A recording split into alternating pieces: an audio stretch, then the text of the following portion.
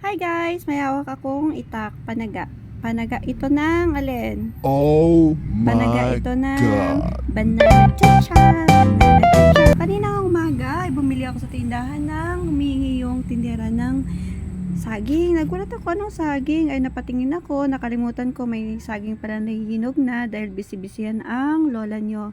Ayun, feelingera ko. Kala ko kaya kong umakyat kaya gumawa ako ng gagawing hagdan dito mismo sa may puno ng saging na ito dahil ito'y matangkad. Hindi natin kaya kung walang hagdan.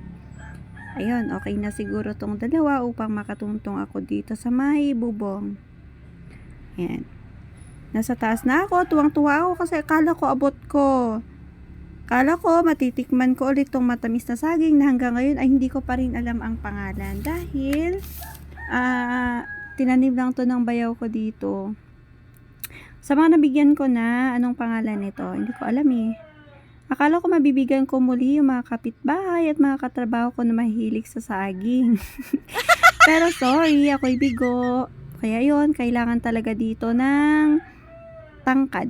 Kailangan matangkad talaga. Tignan nyo naman, hindi ko talaga abot. Wala eh, minion tayo, hindi tayo pinalad ng tangkad.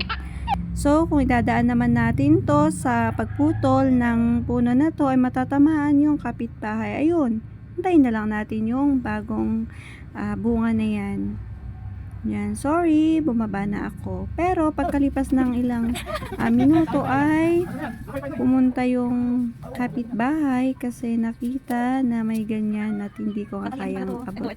Sabi ko, hindi ko kaya. So, dahil matatangkad sila, sila na yung nagpresentang kumuha. Ayan, tinalian pa nga yung puno para hindi matumba doon sa may bubong ng kapitbahay. Maraming salamat sa inyo. Hindi dyan, dito sa akin mo rin. Actually, override Dito mo sa to harap mo. Yung nasa baba na sa lang ang bagay. mapapakinabangan. Pero tingnan natin kung makuha. Ayan. Dito, banda rito, banda mo yung mo. Dito sa medyo harap mo. Malayo. Mababa yung tali mo. Ayan na, ayan na, ayan na, ayan na, ayan na.